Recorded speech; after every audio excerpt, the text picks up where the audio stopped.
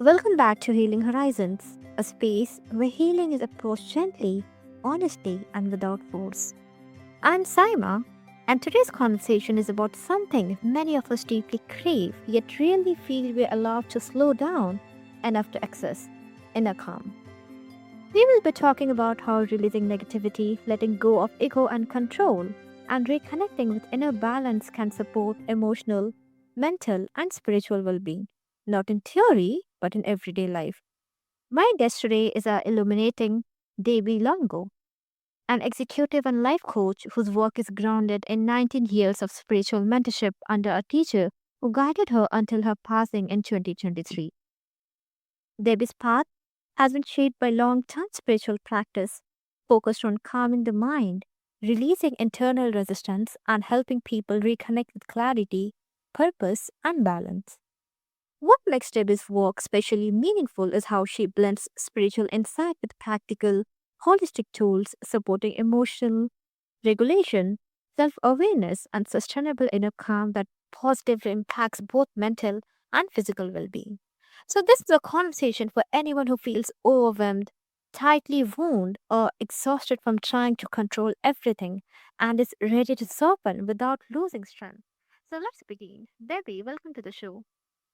Thank you very much for having me. I appreciate it. You're warmly welcome. It's an honor to have you here. So, Debbie, your work emphasizes releasing negativity rather than fighting it. So, can you share that? How do you help people understand the difference between letting go and suppressing what they feel? Right.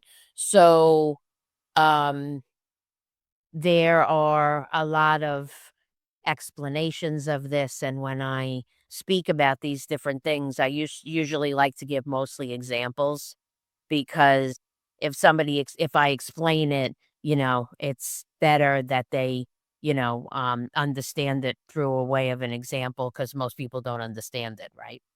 So right, so what happens is that if I say something negative, especially if I know it's negative, we'll just say saying something, right?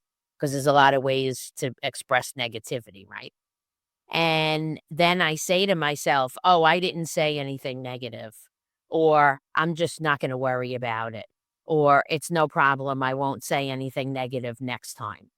Okay? That's an example of them burying it because that's not true, okay? Because it will come back, right? And any excuse or reason or whatever that they give, right, is not gonna work. So, releasing is a completely different, uh, format, a completely different practice. And there are a lot of ways, like I said, to do this, but I'll give you a few examples. One way is breathing, deep breathing, okay? Almost like a meditation or even a meditation, okay? So what happens is if I say something negative and I don't want it anymore, okay, instead of telling myself that I'm not going to say it ever again, which is 100% not true. I want to close my eyes or keep them open, it doesn't matter. And then say to myself, breathe, breathe in through my solar plexus, which is like my gut, and breathe out, wait 3 seconds, breathe out through my mouth, like that. And then I'm going to do that a few times. And when I do that, that changes my energy. It changes my uh, um, thinking, right? It just changes the way that I'm thinking at that point. And when that happens, then I'm able to get rid of that negativity, that negative thought, or whatever it is. And then I tell myself I'm not going to say it again. And that's the difference between saying it and then doing something and then saying it. Mm. I really appreciate how you explain that, Devi. Like framing release as something gentle and intentional through practices like breathing and meditation, like you said, it makes it feel very different from pushing feelings away. And I feel that it highlights that letting go is an active process of allowing to allow the body and mind to move through what's present rather than denying it. And that distinction is so important. Now, building on that, Can you share some subtle signs that negativity is being stored rather than released? Well, if other people around me are getting irritable, they're getting upset. So a lot of times other people, family members or work peers, they're going to notice things before I notice them myself. So I could use them in any way, right? Whether it's positive or negative, right? I could use them to see how I'm doing, right? If I change my behavior from day to day, maybe I have something going on in my personal life and I bring it to work, right? I don't want that. Okay. So I want to make sure that my behavior is not changing. It should pretty much be the same. I mean, everybody has ups and downs in their life, right? But one of the things I teach is when something happens at home, to leave it at home, not bring it to work, and then it won't affect the people at work. Okay.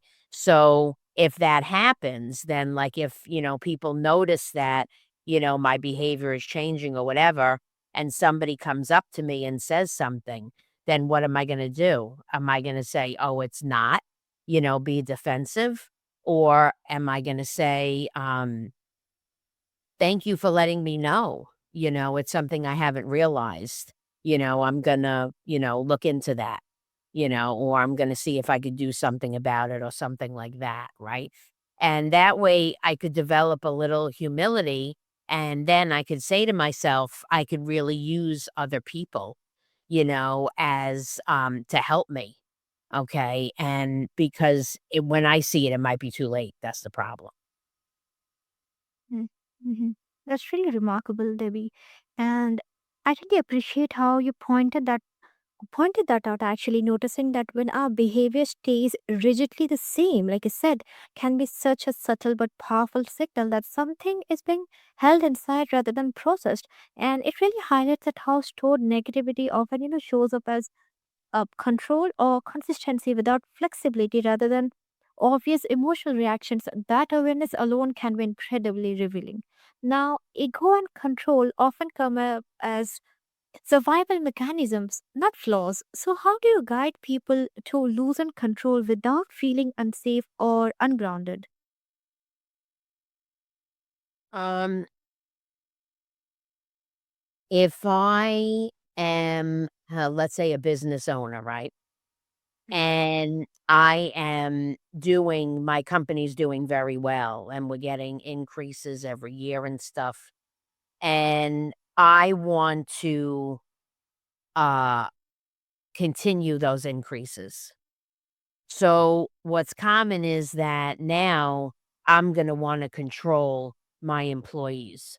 And there's 100 examples of this. I'm going to control them in every way, shape, and form because I want those increases to continue, right?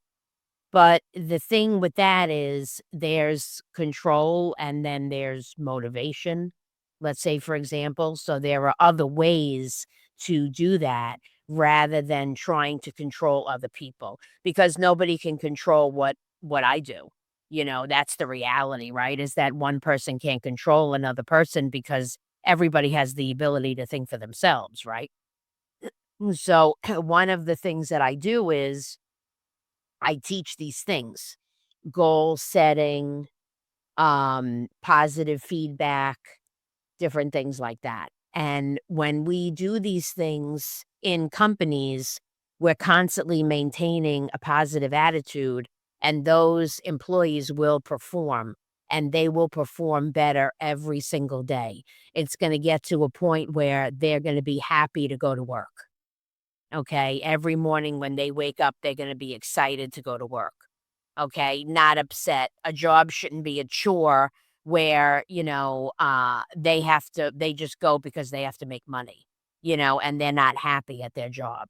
And that's where you get everybody switching jobs and then all the companies losing money, going bankrupt, different things like that. Right. So there's a big difference between those two things. So control is negative, right? I don't know any part of control that's positive. But there are positive ways to get the same result as you're trying to get if you wanna if you wanna do something to control. Mhm. Yes, what you're highlighting is how control often carries, a negative charge, especially in workplaces, and how intention based goal setting can completely shift that energy. Now, framing goals as something that supports people, like you said, rather than something, used to manage or pressure them, really changes how employees relate to their work and to leadership. It really shows that how releasing control doesn't create chaos, it actually creates engagement and willingness. And the way you framed it, it's a great reminder. Now, following that, what shifts internally when someone begins releasing the need to control outcomes? Well, we become more positive and, you know, everything pretty much shifts internally because I feel good. There are studies, I'm not a doctor, but there are studies that show that stress and negativity cause heart attacks, heart disease, different things like that. And these are facts, these are not theories anymore. Anybody could go online on the internet, and look these things up. So it's obvious that the mind is controlling the body and that my attitude and my behavior affects a lot more than just what I say and what I think. It comes out through my body in all different ways, right? And like I said, there are ways to stop that, to overcome that because I'm not going to be positive all the time. It's not going to happen. It's impossible. Okay. Because this is a negative world. So you're always going to have negativity around you no matter who you are, no matter where you are, right?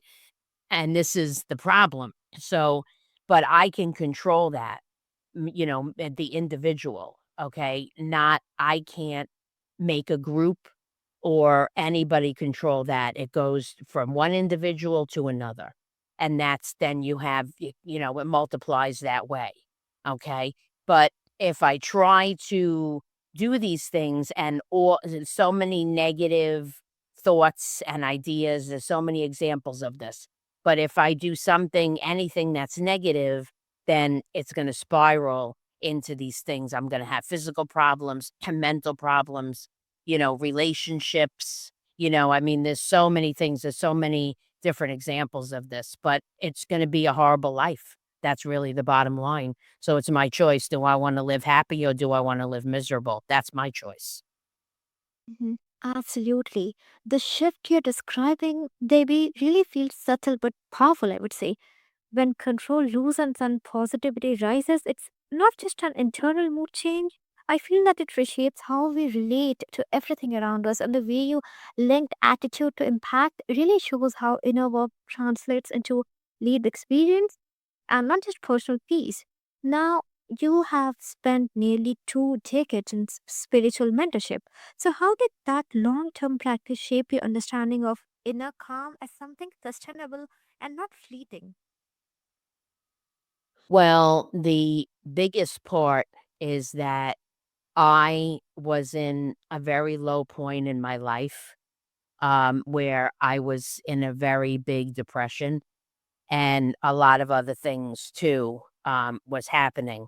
And I met a spiritual teacher, like you had mentioned in your opening, and she helped me to change. So I had to change first.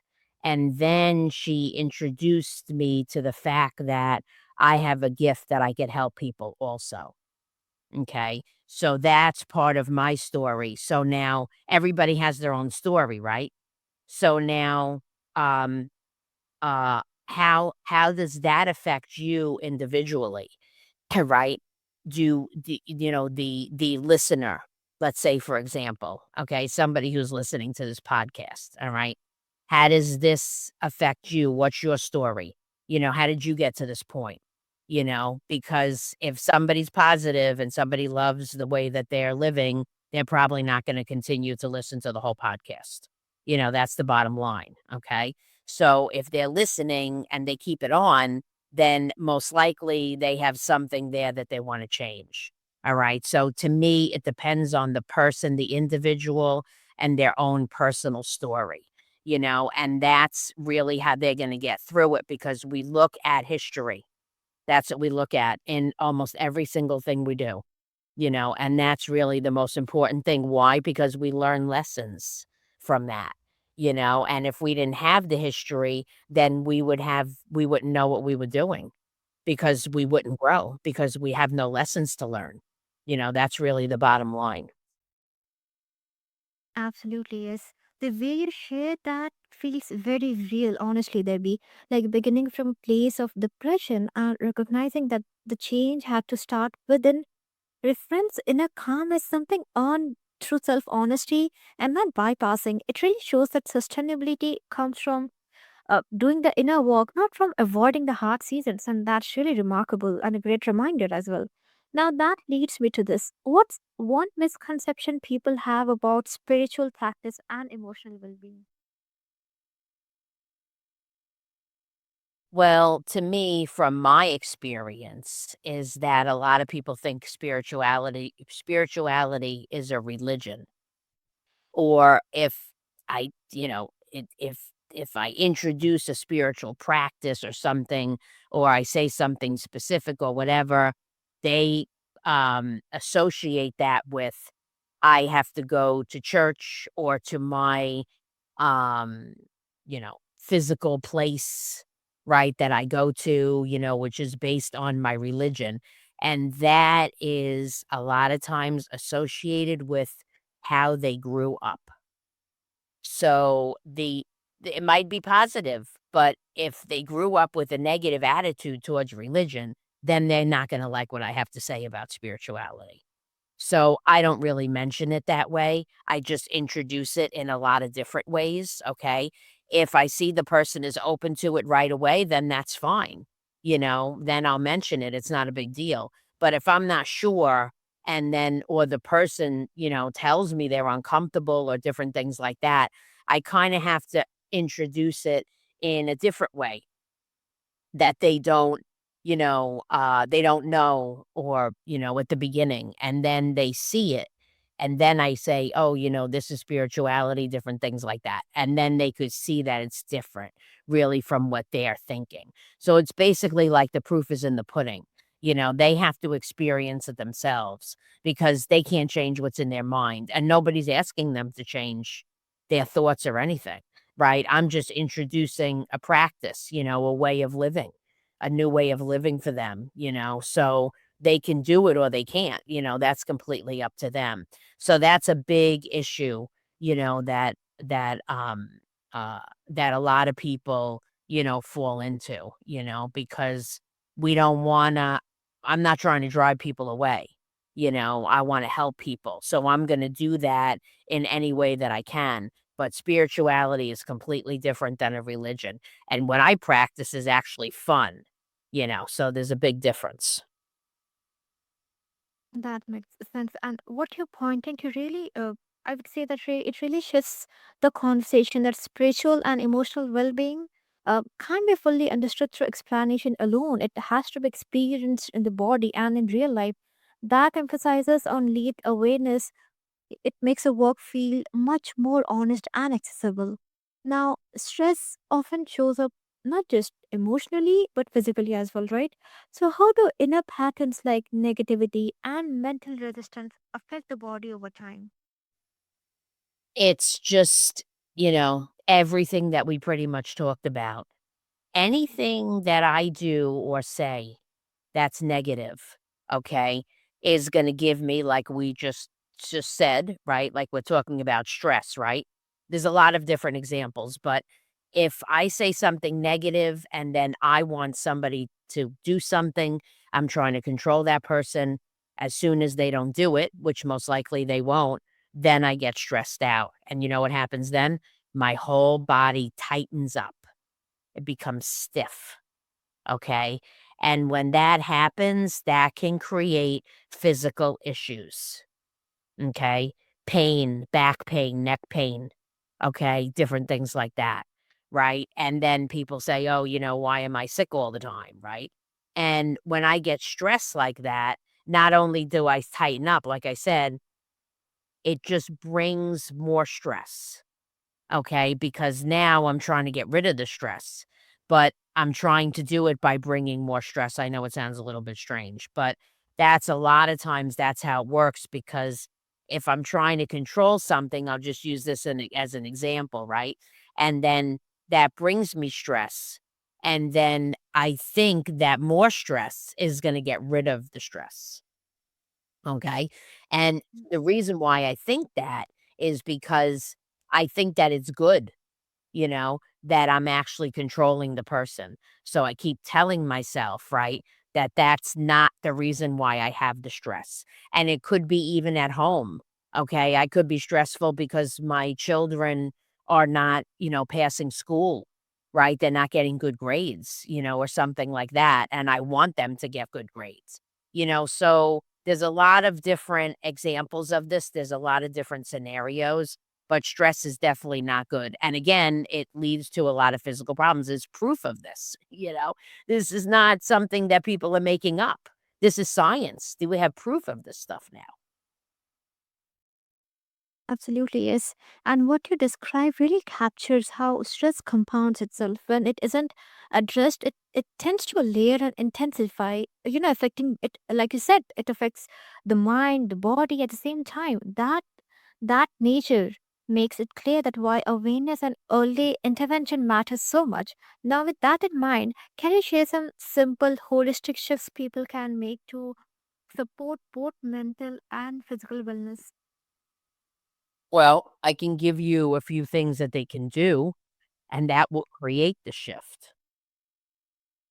They can sit in a quiet area, okay, and do some breathing, okay, like we talked about, right?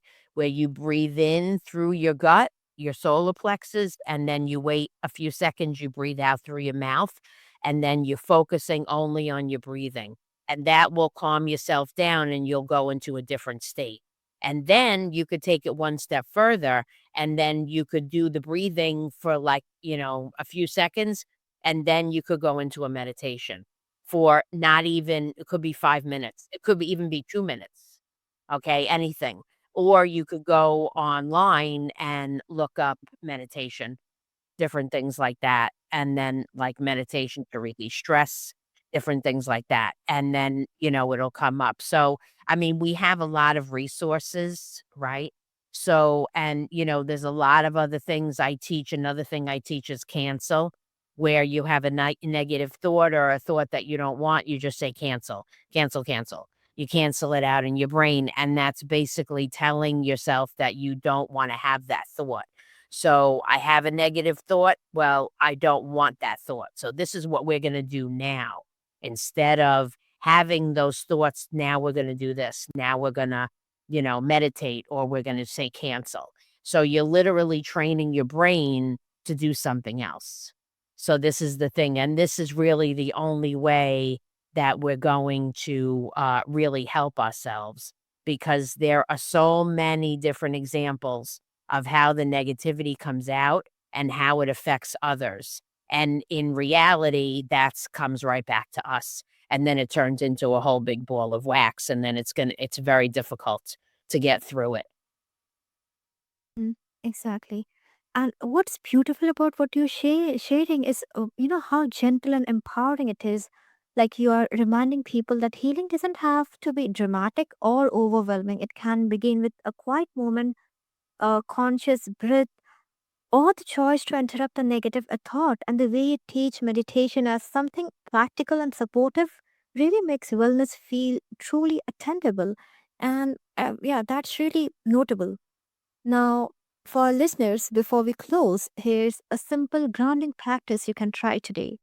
Pause for a moment, take one slow breath in and a longer breath out. Then quietly ask yourself, what I'm holding on to that I don't need right now. You don't need to analyze the answer, just notice it begins to release. So, if today's conversation helped you feel even slightly more settled or seeing, consider sharing this episode with someone who's carrying more than they let on. And the Feeling Horizon supports your inner walk leaving a review helps the space reach others who are seeking calm without pressure. Healing doesn't always ask us to do more, sometimes it asks us to let go. Thank you for being here. I'm Saima, and this has been Healing Horizons. Be kind to yourself, be kind to your mind, gentle with your heart, and trust that balance begins within.